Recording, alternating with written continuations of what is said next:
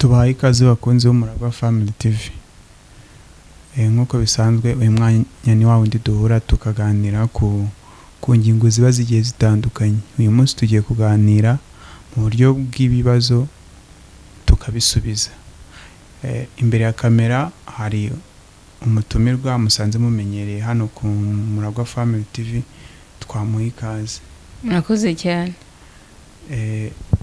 Uyu munsi rero twahisemo kuganira ku ngingo cyangwa se ku kibazo kibaza ngo ni kubera iki muri societe abatakira neza iyo umusore yatangiye kubona akazi agahita yigurira wenda imodoka. Ugasanga abantu bamwe baravuga ngo ni gute ngaguze imodoka ataragura ikibanza, ni gute yaguze imodoka atarubaka inzu, ni gute yaguze imodoka wenda kandi mu bigaragara nyine iterambere ryiwe nta hantu riragera, ahubwo amafaranga abonye yambere agahita agura imodoka. So reka tubiganireho, duhe umwanya umutumirwa tubwire ubundi biterwa n'iki ko abantu bahita batangira nyine gucira umuntu urubanza umuntu ahise yigurira imodoka batitaye ku mpamvu yabimuteye, batitaye kuki, bagahita bavuga ati uriya muntu nta management agira ibiki n'ibiki. Ubundi muri societe ubundi ubona ikibitera cyaba ari iki? Murakoze. None se ubundi tugende kuri icyo kibazo cyawe, hari liste yabiriho kugira ngo umuntu natangira kubona amafaranga agira ibyo azaheraho? Nicyo umuntu yatangira yibaza. Ubundi akenshi ibyo ngibyo abenshi babakunda kubivuga bitewe wenda nabo bazi ibyo byabayeho cyangwa se ayo mafaranga batangiye kuyakorera, wenda bagahita tuvuge n'urugero bahita ngo bagura ibibanza cyangwa se akabanza agasevinga, hashira nk'umwaka wenda akumva ngo yaguze inzu runaka. Akenshi societe bayumva ko twese twakabikoze gutyo, babumva ko umuntu nyine ugiye agahita agura imodoka, babumva nyine ubwo umuntu atangiriye mu mibare mibi. Sinzi ahantu babikura, sinzi ikibitera.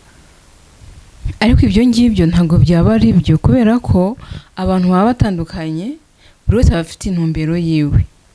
Ubundi iyo umuntu atarabona akazi akakabona, atangira kuvuga ati ibyo byose muri ya periode aba atarakabona, aba afite ibyifuzo afite, aba afite intumbero afite. Aba ati nimbona akazi nzagura iki, nimbona akazi nzagura iki. Rero iyo ugize amahirwe kakazi ukabura kabonye, icyo uheraho ni za ndoto zawe. Hari ushobora kuba ati nimbona akazi ikintu nzagura bwa mbere nzagura imodoka. None niba nyabonye nkayigura, urinde wowe kuza kunshira urubanza cyangwa ushaka kuntekerereza ibyo nakoresha y'amafaranga yanjye. Buri wese rero ngiyewe numva umuntu yamwubahira amahitamo ye, kuko ntabwo uba uri muri we ngo umenye indoto yari afite. Uhasanga indoto ze ari ya modoka, niba yayiguze urumva ko na mahirwe yagize, indoto nyine ze yazigezeho. Ikindi kandi abantu bakunda kwibeshyaho, wikumva ko niba runaka yarageze ku kintu runaka, nawe uri buze ugakorera amafaranga ugahita ujya kugura bya bintu wa wundi yaguze. Ntabwo mutekereza kimwe, ntabwo umurongo w'ubuzima bwanyu ari umwe. Njye nuko mbyumva. Ibyo ntabwo byaba biterwa wenda n'icyo abantu bakunda kwita peer pressure, cyangwa se ngo kurebera ku bantu nyine wenda mwabyirukanye. Wabona wenda babiri cyangwa batatu mwabyirukanye baraziguze, ugahita usanga nawe wenda amafaranga ukoreye ikikuje mu mutwe nawe n'uguhita wenda utekereza kugura imodoka, kubera ko abandi wenda mwabyirukanye nabo bahise bagura imodoka. Ubona atari icyo cyaba kibitera, cyangwa se ku rundi ruhande abamwe bakabyita ko wenda ari ugukundiraho. Icyo gihe uramutse ukoze ikintu kubera ko wagendeye ku wundi, aho ngaho byaba ari ikibazo. Ahubwo uzakora ikintu kubera ko nawe wari ubifite mu nzozi zawe, nawe wari ubifite mu ntego zawe. Njye nshobora kuba mfite akazi nkaba najya no gufata n'iyo credit nkagura n'iyo modoka, ariko naho ugasanga mfite ubushobozi bwo kuzajya mpora mbona ya essence ya buri munsi. icyo nacyo ni ikintu ugomba gutekerezaho. ariko wenda noneho wa mugenzi wanjye we ibyo byo byarakemutse, wenda nta kibazo azagira. Umva nishaka kumwigana hari aho bizagera na ya modoka nkajya nyisiga igize ute iparitse mu rugo ko nabuze essence. Urumva aribyo byaba ari byiza. Ahubwo buri wese abagomba gukora ibintu afitiye ubushobozi, yitekerereje, atagendeye ku bandi. Gusa abandi bakagombye kutubera ni nk'akabarore. Niba wundi ko bati ibyo byose runaka niba yarageze ku bintu ibi nibi, wenda nanjye nkoze cyane nabigeraho, ariko ntugire ya pressure yo kumva ko ushaka guhita ukigeraho kubera ko runaka yakigezeho. Ntabwo uzi uburyo yakigezeho. Wenda kuri icyo ntitwirengagize ko hari n'abazigura bagiye kuzikoresha business. Abo ngabo nabo hari igihe bisanga nyine bayiguze umuntu wo hanze akaba yagira ngo wenda ni imibare mikeya, kandi ubwo wenda we mu kuyigura kwawe urabizi neza ko nushaka wenda ube wayiguze kuri credit, urabizi neza ko impamvu yiguze si uko ukunda imodoka, ahubwo nuko bizi neza ko hari aferi igiye kugukinira muri icyo gihe wenda mu mwaka, ukaba waramaze no kubona nayo amafaranga wenda wagura ikibanza cyangwa se akanaza yikubye ukaba wahita wenda uguramo inzu. Si ikibazo cya management nkiya cyangwa se kugusesagura cyangwa iraha bamwe nkuko babibona, ahubwo biterwa wa mugani ni impamvu yaguteye kugura iyo modoka. Impamvu nyamukuru iri mu mutima wawe niyo wagakwiye guharezo kurenza uko abandi bantu bazabitekereza bo ku ruhande. Ikindi kibazo tugiye kwibaza cyangwa se tugiye kuganiraho, hari muri relationship cyangwa se mu mibanire n'abavandimwe cyane inshuti zacu zitandukanye, hari igihe hajya kunda kuzamo ikintu cya munyangire. Wenda ugasanga umuntu w'inshuti yawe muri inshuti wenda muri abantu batatu, ariko umwe muri mwebwe yashwana n'undi, ubwo mushwanye muri babiri, ugasanga murashaka no kubyinjizamo wa muntu wa gatatu kugira ngo wenda mumuhe amahirwe yo guhitamo mwebwe uko ari babiri. Tuvuge n'urugero, umwe muri mwebwe akaza avuga ati kanaka yaramemukiye, nutareba neza cyangwa se nutamuvaho bizarangira nawe ukoze nk'ibyo wankoze. Ugasanga na wa undi nawe araje ati kanaka uko umureba kuriya ni umuntu umeze gutya na gutya, nutagira gutya nkuremo akawe karenge hakiri kare bizarangira kugize nk'uko yangize.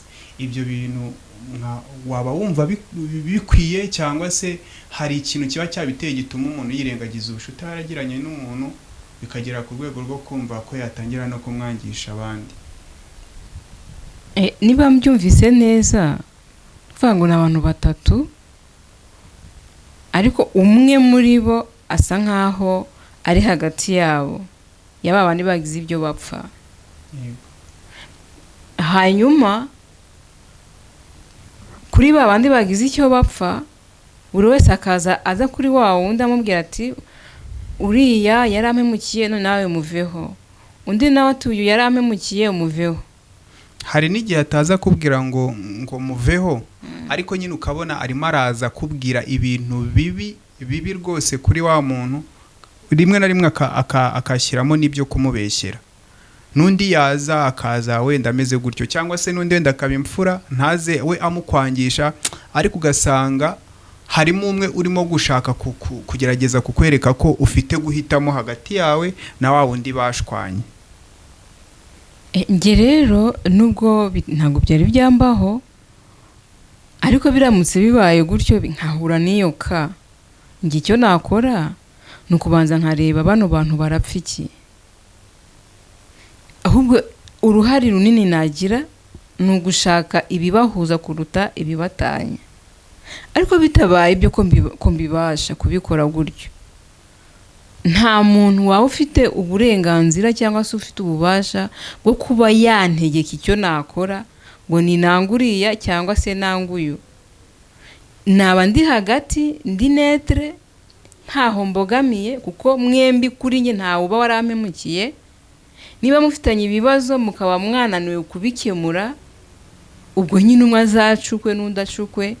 Ariko nge nta muntu waza ngo ambwire ngo uyu yamemukiye none mwange kubera ko yamemukiye.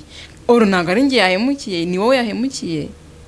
icyo gihe rero niba koko ndi inshuti yabo bombi ahubwo ngiye nashaka igisubizo kibahuza aho kugira ngo mbe nyirabayazana yo kuvuga ngo nimutandukane cyangwa se nanjye babe bangiraho influence yo kuba bantegeka icyo nkora. Ntabwo byaba ari byo. Yego. Ibyo bintu nubwo hari abantu benshi bijya bikunda kubaho, wenda si tugiye kubavuga mu mazina yabo, ariko hari abantu benshi ibyo bintu usanga bikunda kwiganzamo cyane, ariko ntabwo ari byiza. Ubundi nk'inshuti nyanshuti, ubundi iyo mubaye babiri biba ari byiza, ariko iyo mubaye batatu uko byagenda kose umuntu wa gatatu aba ari umuhuza babandi babiri basigaye. Igihe icyo ari cyo cyose iyo babiri muri bo bagiranye ibibazo, umuntu wa gatatu bagomba kuza ari umuntu wo kuza kunga za mpande zombi igihe muri inshuti koko byanyabyo. Icyo kintu wenda nizere ko abandi bafite ukundi kuntu babyumva bazatubwira. Ikibazo cyacu kindi kirabaza giti aho ubu ngubu uburezi bugeze cyangwa se isi igeze, hari igihe usanga umwana ibintu ashaka kwiga bijya gutandukana cyangwa se bitandukanye n'ubushake bw'ibyo ababyeyi biwe bashakaga ko umwana aziga. Tuvuge n'urugero, umwana wenda arashaka kwigira ubumenyi ngiro, cyangwa se tuvuga arashaka kwiga ububaji cyangwa ubudozi cyangwa se gukora mu mahoteli, cyangwa se arashaka kwiga ubufundi, ariko ugasanga umubyeyi wiwe niba mama ari umwarimu cyangwa se ari dogiteri havuga ati oya, twebwe muri famiye, twebwe ibintu twamye twiga cyangwa se ibintu twamye dukora ni ubuganga, nawe ugomba kuziga ubuganga uko byagenda kose. Kandi wenda uri kubibona ko nyine umwana ibyo bintu bitamurimo, ntago bimurimo. Twakwibaza ubu ngubu igihe uburezi bwo mu Rwanda wenda bugezeho, cyari igihe cyiza cyo kuba wenda ababyeyi barekera abana bakagira izo nshingano zuzuye, responsibility zuzuye ku kwihitiramo icyo bagakwiriye kwiga, cyangwa haracyari kare ko wenda abana tubahitiramo ibyo ngibyo bakwiriye kwiga, nyine wenda ubwo bushake cyangwa se uko guhitamo kw'ababyeyi kugakomeza kukabaho hagati wenda y'iby'abana baziga n'ibyo nyine n'ibiri ku isoko ry'umurimo. Ngewe ibyo ntekereza ko byabagaho kera, ariko ubu ntabwo bikibaho. Ni handi wasangaga nk'umubyeyi ashaka ko umwana akora ibyo watakoze. Hari igihe wasanga ukumva nk'umubyeyi aravuze ngo amashuri ntize uzayige, urumva? Icyo gihe rero urashaka ko ni nko gushaka kwikoreza umutwaro wa mwana, ibyo nge ntakoze reka umwana wanjye azabikore. Ariko ku rundi ruhande ntabwo byabaga ari byo. Tugendeye kuba wamuhitiramo ibyo kwiga, wasangaga kera niba mu rugo runaka bafite umwana wize iby'ubwarimu, umubyeyi ati nanjye umwana wanjye agomba kuba mwarimu, nanjye umwana wanjye agomba kuba umuganga. Ariko urumva nabwo ntabwo byabaga ari byiza, ariko kuko ariyo monde abantu bari barimo nyine, ubwo abahitiwemo ibyo biga nta kundi barabyize. Ariko uko isi igenda itera imbere bigenda bihinduka, kuko ntekereza ko ubu bitakibaho. Ahubwo icyo umubyeyi akora agerageza kureba ese umwana wanjye ashoboye iki, yashobora gukora iki, noneho ukaba wamufasha mu kuba yahitamo neza, ariko atari wowe umuhitiyemo. Ntekereza ko ibyo ngibyo ari byo bisigaye bikorwa ubu ngubu kuruta mbere. Umubyeyi yakubwira ati genda ujye kwiga ubuganga, genda ujye kwiga ubwarimu, ariko ubu ngubu neza ko bitakibaho. Ababyeyi usanga ubu ngubu bagifite wenda ako kantu ko gutsimbarara ku byo umwana akwiye kwiga, ko byanze bikunze bigomba kuza mu mahitamo yabo. Tubabwire ngo iki, cyangwa se tubagire iyihe nama? Nge ntekereza ko umubyeyi ugifite iyo myumvire yayireka ahubwo icyo yakora ni ugufasha wa mwana kugira ngo agire amahitamo neza, kuko hari n'igihe n'umwana ajya guhitamo akurikije ibyo ari kubona bagenzi be bahisemo kandi unatabifitiye atabifitiye ubushobozi. Ubu rero biri n'amahire ko mu gihugu cyacu harimo uburyo niba ugiye guhitamo ibyo wiga bareba ese watsinze iki. Uraba utaratsinze imibare, utaratsinze wenda chimie na biology, utaratsinze physique ngo urajya kwiga, urashaka kujya kwiga ibintu bikomeye gutyo kandi utarabitsinze. Ahubwo niba umwana ibyo yatsinze nibyo akagombye kujyamo, kuko nibyo bizanatuma n'undi akomeza. Naho nagenda kujya kwiga bya bintu umubyeyi washaka kandi atabifitiye ubushobozi, niho hahandi azagenda atsindwe, usanga abandi barayasoje, wowe ukiri hahandi. Ndetse nibwo waba uri kunguka. Fasha umwana mu guhitamo neza ariko utamuhitiyemo, we yihitiremo, ajye kwiga ibyo ashoboye kwiga, ntajye kwiga ibyo wowe mubyeyi wumva ashaka kwiga, cyangwa ngo wumve niba utarashoboye kwiga ibyo by'ubuganga ngo wumve ko umwana wawe azabishobora. Ibyakunaniye ko wumva ko ari umwana wabishobora, ushobora gusanga atanabikunda. Ukumva umubyeyi rwose ntabwo yakagombye kujya mu byo kuvuga ngo nutige ibi ngibi. Hari n'igihe ashobora ati nutabyiga sinzakurihira. Yego, bijya bibaho. Kirumva hagiye kujyaho iterabwoba. Ntabwo wakagombye gufasha umwana muri bya bindi agiye kwiga, kuko ntabwo amahirwe yo tuvuga ngo iyo umuntu ngo kugira ngo abone akazi biterwa n'ibyo yize, ariko n'ibyo waba warize iby'abantu navuga ngo abantu basuzugura. Iyo ufite amahirwe ibintu bigenda neza, kuko abantu bose babayeho neza, si uko baba barize bya bintu tuba twumva ko biri hejuru ngo ubuganga oya. Ahubwo buri wese n'ibyo yize yubashije kubigiriramo amahirwe ubaho neza nta kibazo rwose. Akoze cyane rero kubana natwe muri uyu mwanya w'iki kiganiro twakoze twifashishije ibibazo n'ibisubizo n'uburyo bwo kuganira. Indi ngingo cyangwa topic wakumva twazaganiraho ubutaha ni karibu rwose wahitubwira muri comment, hanyuma tukazayiganiraho. Turahari. Uyu ni Umuragwa Family TV nk'ibisanzwe. Ciao ciao.